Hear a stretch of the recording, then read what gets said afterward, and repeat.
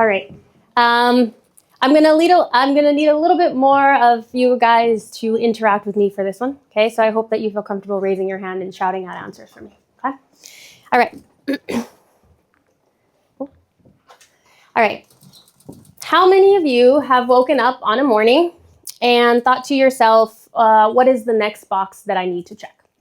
For example, I need to have the perfect GPA, or I need all the leadership positions, or I need to win the competitions, I need to have the awards. I know I did growing up. Have any of you felt this way? Yes. Yeah. Okay.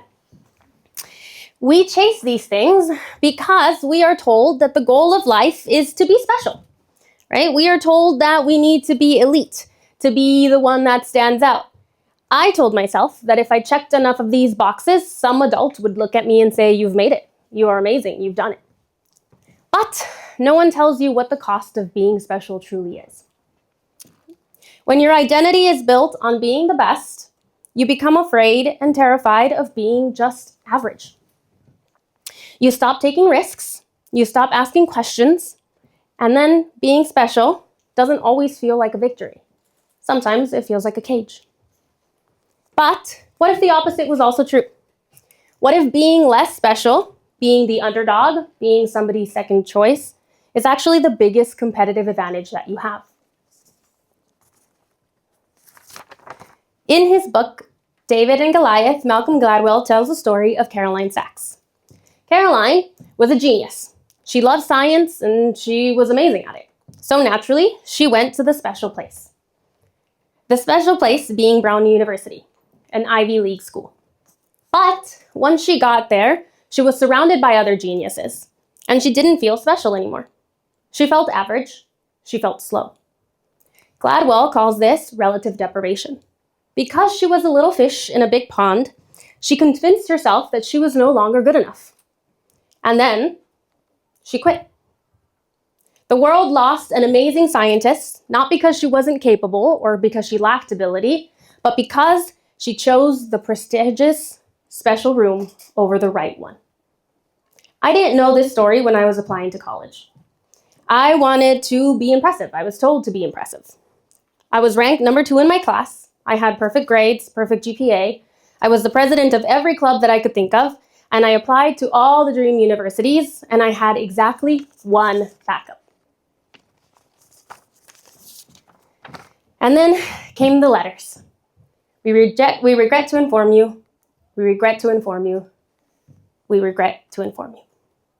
I, in this moment, felt my identity collapse. I felt like my future was completely over. So, with my head hang low, I went to my backup school, the less special choice. And that's exactly where I found my advantage. Because I wasn't drowning in competition, because I wasn't trying to prove myself, I had room to be curious. I wasn't fighting for survival anymore, so I had the mental space to allow myself to explore.